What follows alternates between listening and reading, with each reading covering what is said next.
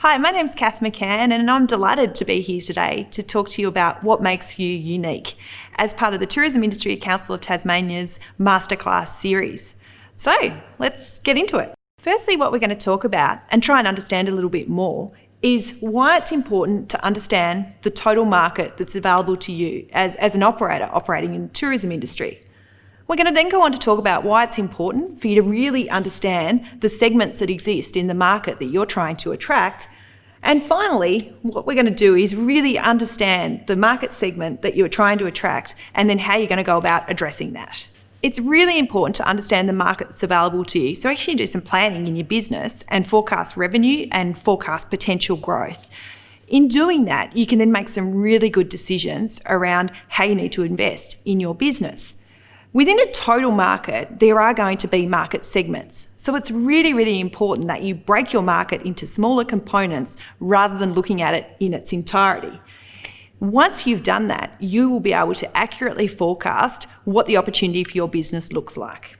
I've got a shot here of a range of people, and the reason why that shot is actually sitting in this presentation is to really understand that not all human beings are the same. In fact, if you look at a total market, it is important to break it down into smaller chunks to really understand what drives and motivate those individual segments in order then to really target the product or offering that you're seeking to sell. Someone once told me, and I absolutely love this, that market segmentation is like dividing and conquering.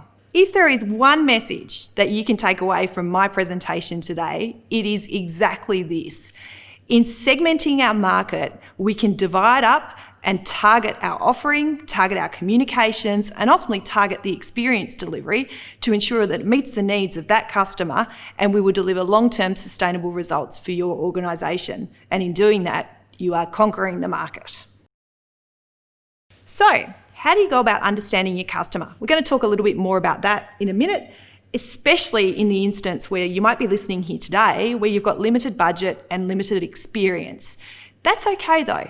This is still something we can work through, and hopefully I can give you some practical tips as to how you might do that, particularly if you're operating in the Tasmanian tourism industry today. First thing that you would like to do, the important thing to do, is to understand the total market available to you.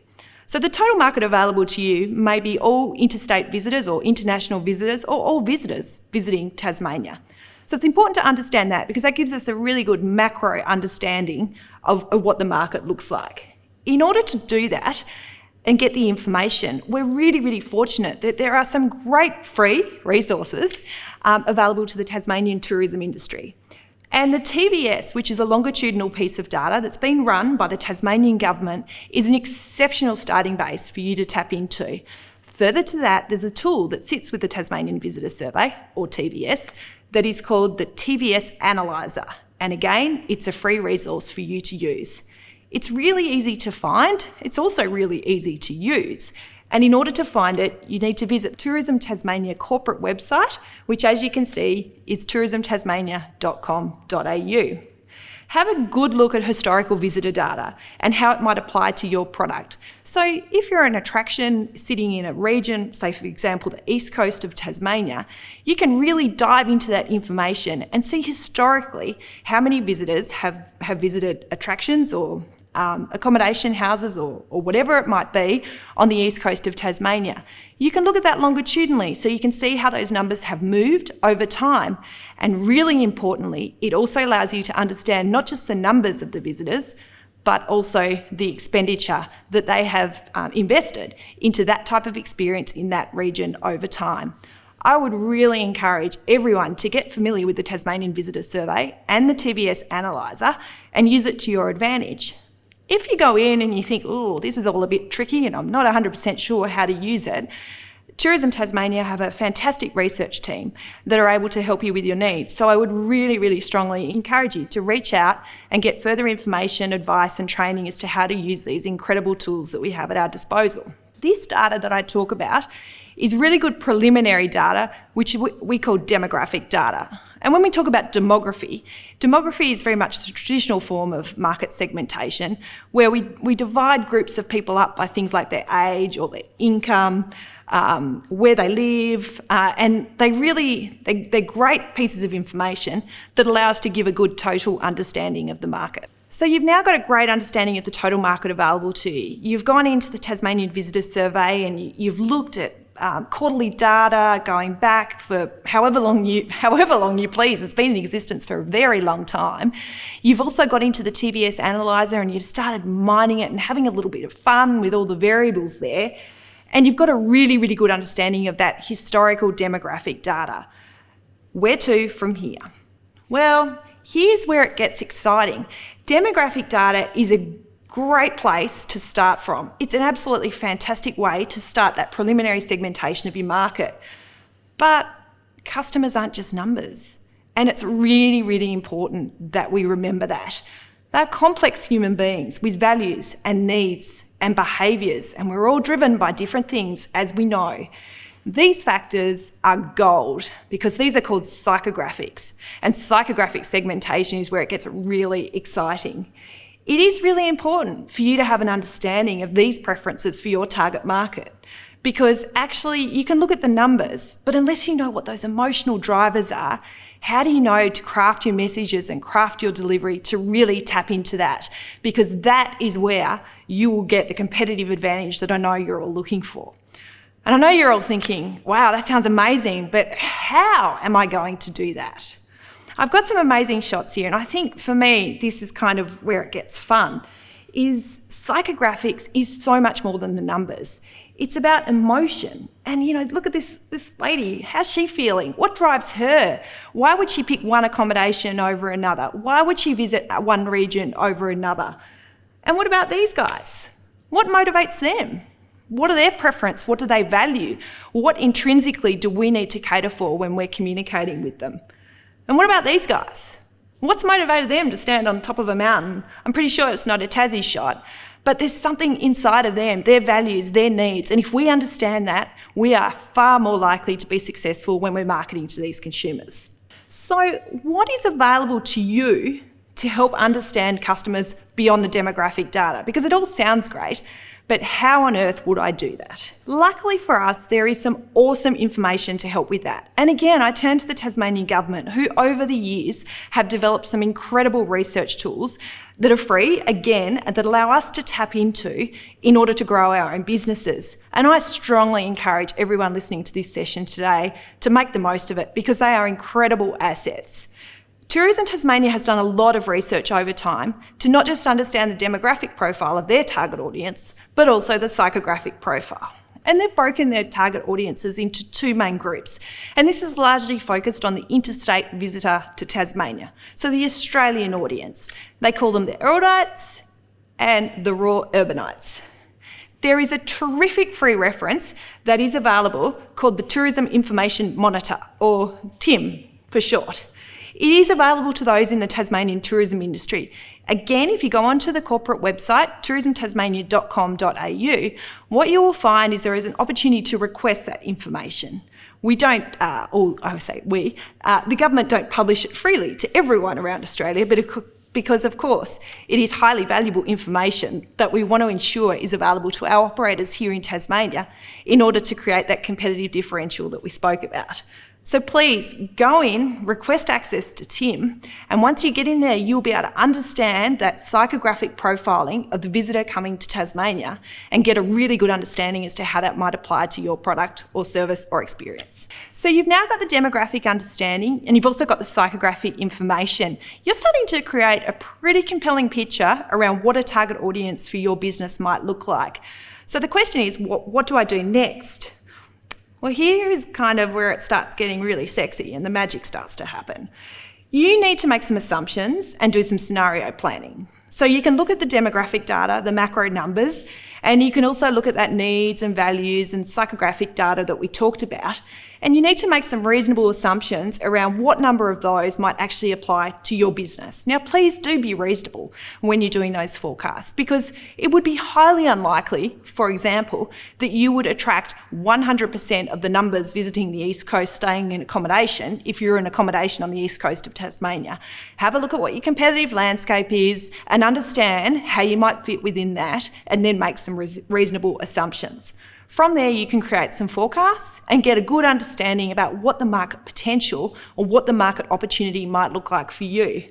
From a communications perspective, as I said, what you do next is where the magic happens, and this is where it starts to get really sexy.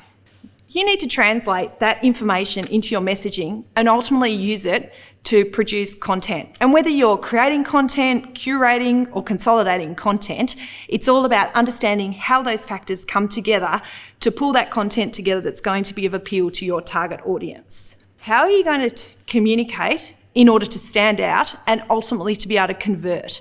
Because that's what this is all about, right? It's all well and good to have the right offering and for people to be able to see it and think, oh, that's of appeal. But ultimately what we want to do is convert and get that booking and ultimately the repeat booking and the advocacy. So how do we go about that? We need to determine what makes you unique. Unique is an adjective. It is being the only one of its kind and unlike anything else. In order to communicate effectively to your target audience, you have to be clear on who you are talking to. So we've talked about that. You've got a good understanding of the numbers. You've now got a good understanding on the values and the needs. You now need to pull that together and create a clear narrative that is going to be able to communicate to that audience. I love this picture. This is market segmentation 101. So what we've got is a number of eggs, obviously. We've got an egg that's a different colour in there, and I'd suggest that egg considers itself unique. What we want to do is work out how can you be the egg that looks different to all the other eggs, and how can you appeal to the audience that you're setting out to talk to. A unique selling proposition is a fantastic thing for you to create in order to really be able to tightly communicate what makes you unique. It's a really, really hard thing to do. And what a USP is defined as you can see in the slide, a feature or characteristic of a product or service that distinguishes it from others of a similar nature and makes it more appealing. Having a really good view on your USP or unique selling proposition and being able to clearly communicate that will absolutely set you apart from your competitors, and I am 100% confident will ensure that you've got a compelling proposition to deliver to your target audience. So what is a USP? It's the thing that's uniquely you, the thing that is uniquely you. So have a good think about that. That's quite a tricky concept to get your head around. It's the thing that makes you stand out from the competition. So when you're looking at the eggs and you're having to pick one, what makes me pick that egg over that egg? And the USP will largely do that. It drives all of your communications and marketing effort. It is the essence. It is the core of what you communicate, whether that's in a written brochure, whether that's a TV advertisement, whether that's your copy on your website, or whether it's a social media post. It is the thing that should sit at the heart of every piece of content that we deliver as an organisation. It is a promise that you make to your customers that you have to be able to deliver on. And might I say that is really important. Do not come up with a USP that is made up and that you can't back up. If you don't have evidence and you don't actually deliver what you say you're going to do from a USP, or say you're going to deliver from a USP perspective, you might find yourself come unstuck really quickly. Your USP needs to be assertive, so it needs to be firm, it needs to be confident, but it must be truthful and it must be real. And importantly, and this is where we're starting to see the concepts we're talking about in this session today come together, it must be developed with your target customer in mind. I've got a few examples here of USPs. It's a little bit tricky actually to find many of them. And I would really encourage you to do some research of your own. You might come up with some fantastic ones. Some of these are current and some not so current, but they give you a little bit of an idea about what a USP actually is. So M&M's, the milk chocolate melts in your mouth, not in your hand. Wonderful. It's quite explanatory in terms of what those cute little chocolate buttons deliver. Saddleback leather, they'll fight over it when you're dead. I absolutely love that as a USP. I think what it says is it's premium, it's quality. Unfortunately, when you die, everyone's going to fight over it because it's such a good, important, premium offering. Very, very good USP. Deathly coffee, world's strongest coffee. Hard to argue that one. It's pretty clear what the USP and what that product actually delivers. And the North Face, products that last a lifetime. Again, extremely clear, nice and assertive, and hopefully, as we discussed in the last slide, all of these organisations can back these up in terms of evidence that they are truthful in what they deliver. So when you're developing a USP, you're probably sitting there thinking, wow, that's great, but how on earth would I come up with one of those for my organisation? We're going to talk through now as to the ingredients and how you might go about it. So I think it's important that you sit back and really try and have an objective view on these. And rest assured, this is not an easy process. This is quite complex. So when we look at the ingredients, again, as I said, we've got to keep these at the front of our mind, and it is hard. You need to think about what makes you unique. So it's got to be unique, uniquely you. It needs to be desirable, i.e. your target audience actually want it. There's no point creating something that's unique but no one's interested in it. So it needs to be something that's desirable. It needs to be short. So for all those wordsmiths out there that would like to deliver paragraphs of narrative on your USP, it's probably not going to work in terms of translating into consumer communications. So you've got to be really disciplined with yourself to try and create this short and succinct so that it can translate. It needs to be clear and it needs to be specific. So no vagaries, no hyperbole and emotional fluff. It needs to be specific and to the point. And it needs to have emotional connection. We talked about that earlier. It's all well and good to look at humans as numbers and demographic data, as we talked, but actually we are complex beings with needs, emotions, preferences and values. And we need to make sure that our USP can actually tap into that. And don't forget, and most importantly, it needs to be brave. At the end of the day, if you want to really stick out from the competition, you need to be truthful and you need to be honest, but you also need to be brave, because bravery will allow you to really stand out from the crowd. So moving along, we've now got some ingredients. We understand the USP is important because it allows us to communicate effectively and stand out from our competitive landscape, and it also allows us to tap into the consumer needs. You now understand the ingredients, you're getting a bit of a feel. Hopefully you're starting to think about your own businesses around what that means. Now we're going to talk about how you actually do it.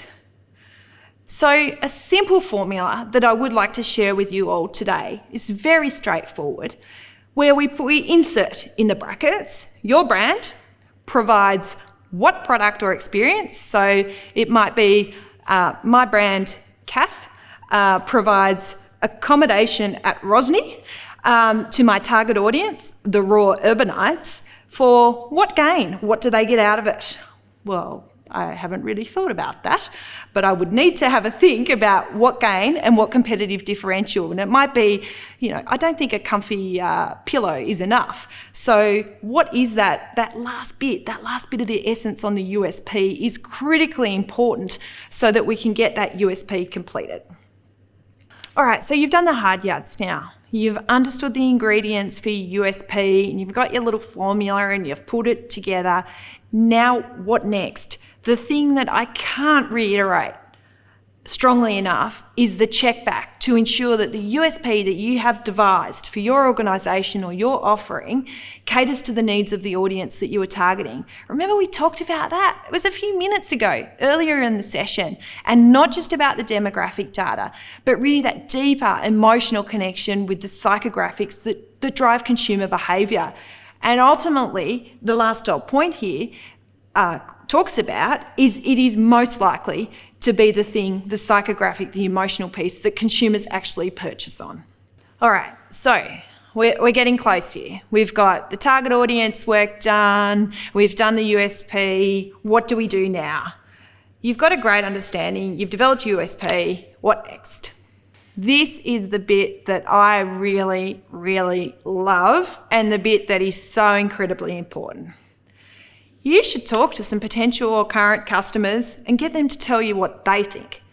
What they think really matters, as ultimately they are your viability. They are your business and they are your prosperity. They are also potentially your failing if you don't quite get it right. Do some market research on your offering. You will never get more influential feedback or more relevant feedback than that of your customers. Test with them the offering, including the pricing and how you plan to present it and communicate it to the market. You can do it formally or informally. Don't tie yourself up in knots thinking, oh, I can't afford to do focus groups, or I'm not sure how to do that. This is about actually pulling together what your offering is and taking the time to sit down with customers, importantly in your target audience, and asking for their feedback and being prepared to listen to it and take it on board. There are a range of ways that you can do it. As I said, you can have informal conversations with those in your target set. You could do a survey. You could do a focus group, get a group of people together and have a conversation, put stimulus in front of them, ask them how they feel about the imagery. Does the USP feel right? What about the pricing? What would be their propensity to visit? If they did, would they come back again? How much would they be prepared to pay?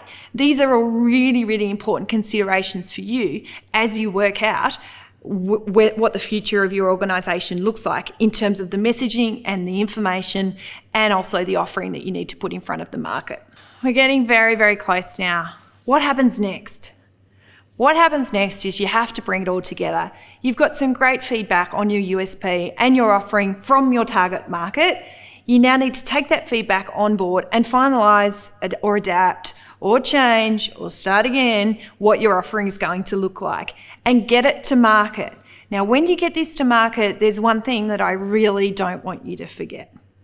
You must absolutely 110% measure it. That is your feedback loop to make changes and to make sure that you're actually hitting the market. There are a range of ways in which you might measure. And in fact, I think there's been another masterclass done on return on investment on marketing, which would go into a whole lot more detail around measuring. It could be sales. Obviously, that's an ultimate measure. It could be unique website visitation. It could be engagement and time on specific web pages. It could be opens on EDMs from your database. It could be engagement with social media. It could be advocacy and referral. There are a range of ways to measure your effectiveness, and what I would really encourage is to work out A, what that is, and B, stay disciplined to ensure that you are measuring, can determine your effectiveness, and ultimately you can adjust if required. We're now getting to the end of the session, and what I'd like to do is really summarise and wrap up this session with 7 key takeaways. I always run with 7 because I once learnt in psychology at university that it's a rule of 7 for the human brain, and 7 is the maximum things we can remember at any one point in time. So let's run with that today and see if we can remember all 7. First one, market segmentation. Don't forget it. Divide and conquer. Don't look at the market in its entirety. Break it down and understand it deeply. Divide it up, go for your segment and conquer it hard. You will surely be successful if that's the approach you take around your target audience. Number 2, demographics are important. Understand demography. They're important indicators. They give a good understanding around the numbers at a broader macro level and also at a localised level around things like age, around income, around the geographical factors around your target audience. They are important. Number 3, psychographics is really where it's at. That's where it gets really sexy, about really truly understanding those values and needs of the customers that you're trying to target. Once you do, you can tap into an emotional connection that will not only create an incredible relationship between you and your organisation and that individual or the group, but ultimately they will become advocates and ambassadors for what you deliver, and they will help grow your market without you having to do anything in addition. We've talked about demography and we've talked about psychographics. Really getting a clear USP or unique selling proposition is critically important that links and targets that audience. Spend some time, do the hard yards, be hard on yourself, test it with others, get yourself a USP that you know you can deliver on and be ready to take it to market. So we've now got a great understanding of the target audience. We've talked about that. We also know what our USP is. What we now need to do is bring those things together. It is really easy and often a failing of consumer marketers particularly. They do all those hard yards, but they don't stay true to it or they don't bring those things together. True success will be when you bring together the audience, bring together USP, and the magic in the middle is the content creation that will allow the consumer response to that material. That is critically important. Number 6, market research. I know it doesn't sound that sort of appetizing or appealing, but actually it is gold. I have had the privilege and pleasure in many roles that I've worked in to sit in front of consumers and talk to them about a proposed offering or an actual offering and get their feedback. It is not only incredibly useful, but is wonderful and engaging and allows you to get a really, really good understanding of those individuals that you're working to deliver an appropriate service or offering to. Take the time, get to know what drives, what motivates, what engages your customers, because there is no doubt that it will stand you in better stead to deliver a better solution ongoing that will invariably be something that they set out to purchase and develop a relationship with ongoing. The final takeout for today is around measurement. And I know it's a discipline that can be tedious and easier not to do. And sometimes, particularly as consumer marketers, we like to create content and we think it's beautiful, but sometimes we don't necessarily want to see the results. The art of measurement is so critically important because it will allow you to adapt or adjust your offering to ensure that next time it hits the mark more or delivers more results than what you've seen in the past. So don't be scared if you get it wrong. If you get some results that showed something was an absolute donkey, it's okay. At least you've taken the time to understand, step back, refine, adjust, execute, and next time you measure, I can just about assure you that the results will be better. That's everything for today. Thank you so much for taking the time to listen. I really do hope that you found the session useful and there's something that you've learnt or something that you can go away and think a little bit differently about. I'd just like to congratulate the Tourism Industry Council of Tasmania for the Masterclass series. I know I've tuned into a number of the sessions and they have been absolutely fantastic. So I do encourage you to take the time, go online and listen to the rest of the series. And I look forward to seeing you in and about the Tasmanian tourism industry.